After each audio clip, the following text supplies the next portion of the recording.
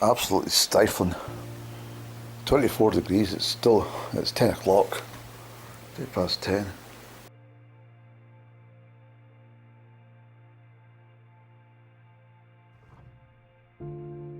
I haven't loaded half of it, obviously.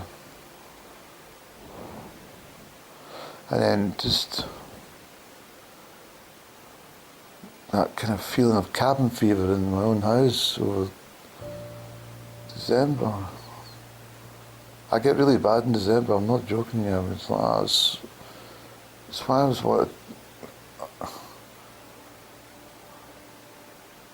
I just can't, I can't really put it all in words, to be honest. It's just so odd. I mean, you look at my stuff and you know, well, it seems okay, just fucking having humour, and that's what I'll do. That's your soul speaking. That's what's completely inside you. That's your entire existence within is like comes to the surface. You're a caring, humorous individual who loves, speaking to the animals and the trees and looking at the mountains and being in touch with your maker and everything. And that's the soul speaking. That's no falseness. And that's why I've been talking about low vibrational people, and that's why I've been talking about this can't stand irritating music and irritating people and people who make dramas out of the smallest things. It just seems so ludicrous and irrelevant in the real sphere of things. It's like it's complete trash. And it's been, I've had a battle with it. And I have to say that this is not like just coming for a sunshine holiday. I came all this way purposely. As I've been to Israel, let's go to Egypt. I was going to go to Cairo and then make a little theme thing about up and down and stuff about us, going to Cairo. But I decided against it. I thought Cairo's too cold even for Egypt standards in January. It's just that as you come down the lines of longitude, you hit this part of the world and you're straight into the heat. And as you head down towards the equator and stuff, it's fucking roasting in there just now. Especially down towards the south of Africa, down in Tanzania and Botswana and South Africa, and that's fucking very hot. Well, Sudan's just down the road, isn't it? Eritrea, Ethiopia. You know how hot it gets there. I meant to say Kenya as well. Anyway, I don't know if this vlog is probably too long and anyone's sitting. Why am I sitting looking in someone's fucking bedroom listening to somebody talk all this shit? It's not.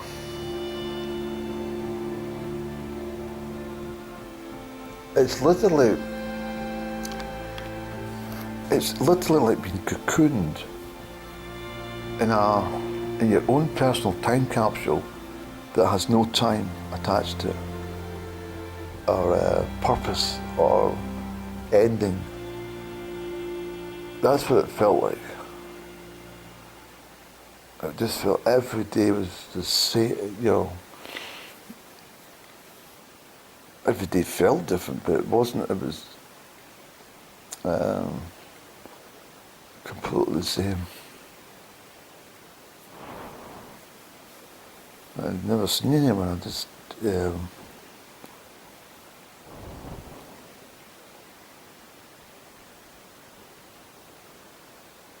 but that deja vu thing, I mean, that's what I'm saying. I think I've told you before that these little situations that you get don't just come by, like, you don't get delivered that whole fucking event all at once, straight out. It's like pain. Like you wouldn't go a whole life without pain, and then suddenly endure pain. You get practices with pain right from childhood, falling over and even what's that? It's a fucking pin or something, I wonder what that does if you touch it, a drawing pin. That kind of stuff, and this all builds up your body for pain.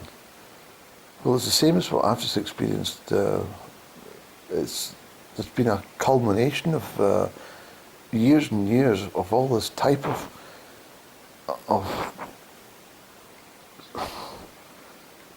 unexplainable things.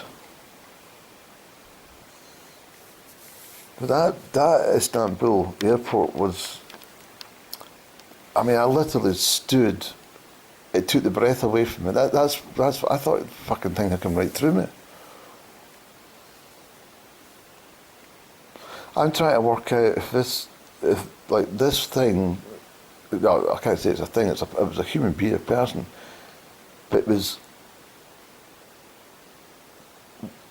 absolutely meant to be there at that moment in time. Just to keep because like that. And I'm talking like somebody walking right in front of you in your hallway that you didn't expect to be fucking there.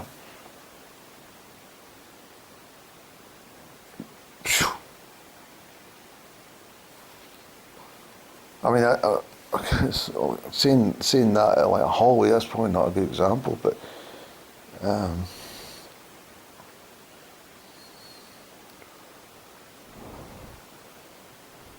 you're in the supermarket, for example, and, somebody walks in front of you with a trolley, fair enough. Somebody walks in from the side, that happens, but if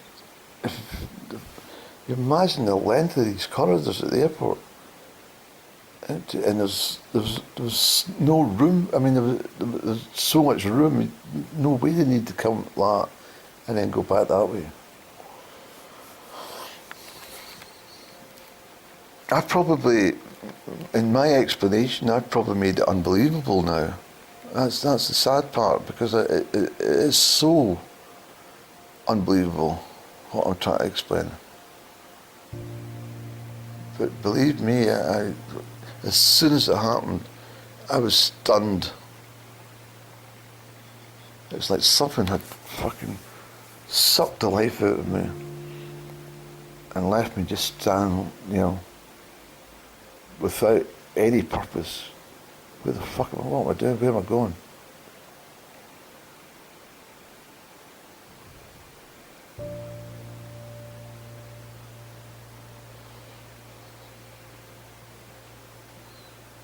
Yeah, so that was on the 20, in the early hours of the morning of the 26th of January.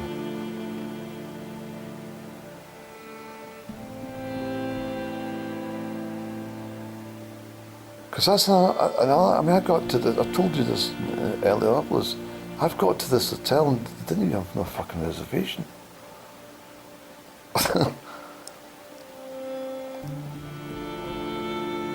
Do you understand that these things, like, I missed that flight. I wouldn't, that guy, who I thought was a woman because of the big long cloak. But we now know it's a guy, okay? If I hadn't missed my flight to Egypt because of a delay, I'd be put in that hotel and come to this place 24 hours. This sequence of events wouldn't have occurred, as I'm telling you. That person would not have been coming in. This is,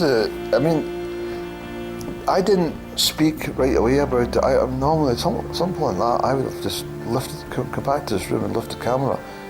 My brain was in such a state of confusion. I thought to myself, if I fucking start speaking about this, it might just tip the balance as if there's because I'm making it clear now that this whole thing about being here, it was actually dreamt about. That whole restaurant, the people that are sitting in front of me, the guy, the waiter guy who's standing at the glass doors, I mean, I literally started to go like that. If he's turned around, looked at the woman in front of me, thought, oh my fuck. I looked at every single thing. I don't, the cartoon on the television, I turned to the left and looked up and there's the cartoons on the TV. It was really, really fucking frightening. Because I started just saying to myself, you dreamt it, Andy. It's the whole thing is a dream.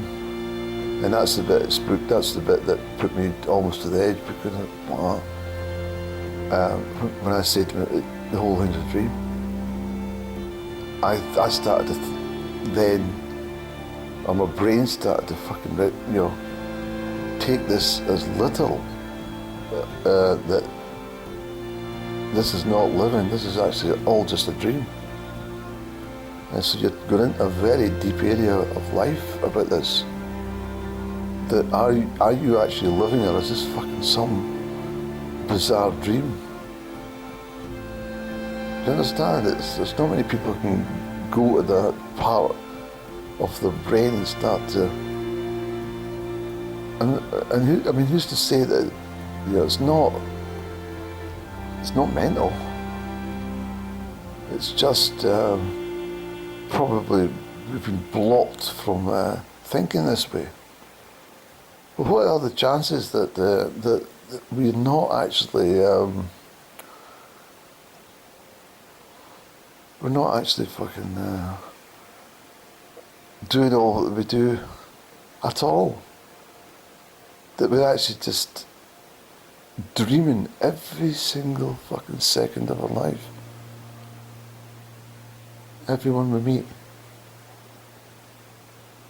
Every single thing. I'll tell you one thing that convinces me of this a wee bit. Is the very fact that you maybe look at, well, I'm talking from my perspective, a male, and you maybe look at another couple, and you might think, what the fuck? What does she see in him? Or what does he see in her? I'm talking just various variety of people. They do not look like it's not something I would be like. Say it was I don't want to sound condescending or facetious of that, but say that it's somebody who was not attractive to me, might be very attracted to someone else. But is that because what they dream is completely different from what I'm dreaming? Or it might be just like why people admire different artwork, or have so much choices in, every single commodity that we've ever bought, or like to buy even. And why there's so much choice available is because everyone's seeing things differently. I like that light up there. I think that's a beautiful light. Somebody might think that's horrible.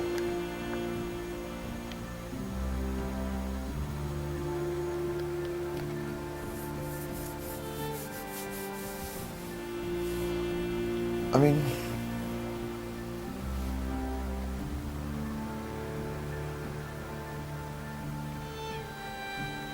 what is the chances like that everything is just pure 100% consciousness and nothing is as it seems?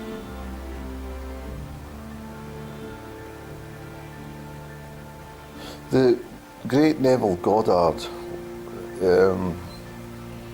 whom I recognised immediately, this is back in 2014, wait a minute. No, 2015 it was.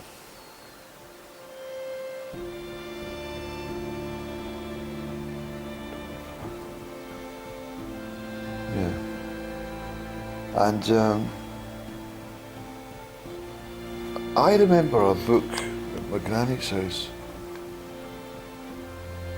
and I could, because his black and white photograph that was shown, there's a book he published, and I think it was in this chest of drawers. I've still got the chest, not a chest of drawers, an actual tea chest, came from India, and it's a real McCoy, not a tea chest. Andrew, get your brain together, please. It's just an oak chest. I've still got it. It's the only thing, I think, only one or two things I've got from my granny, but I still have that. And so this book that I saw when I was about 7-year-old maybe, was definitely in that chest. And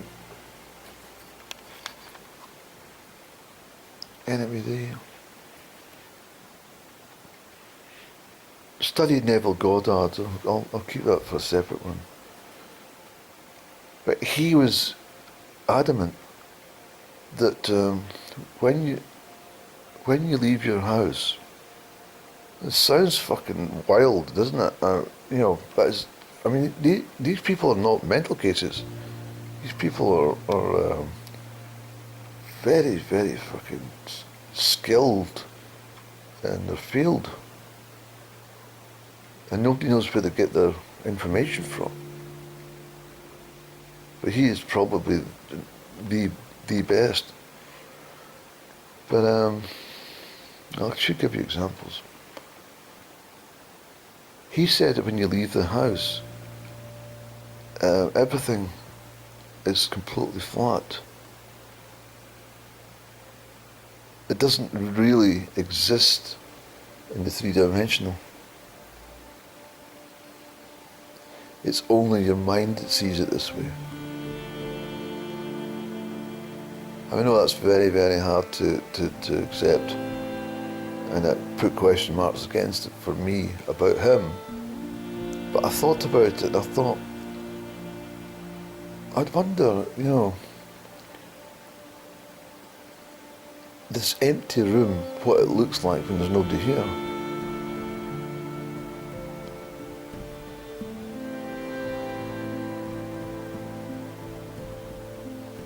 Do you know what I mean? If when somebody else looked like, okay, we've got CCTV and stuff like that nowadays, but you wonder where he was coming from with that. The most famous part of Neville Goddard that I got, I still got the transcript, and I used it, I put it into practice almost immediately about manifestations of picturing yourself somewhere, even though at the time that you picture yourself being there,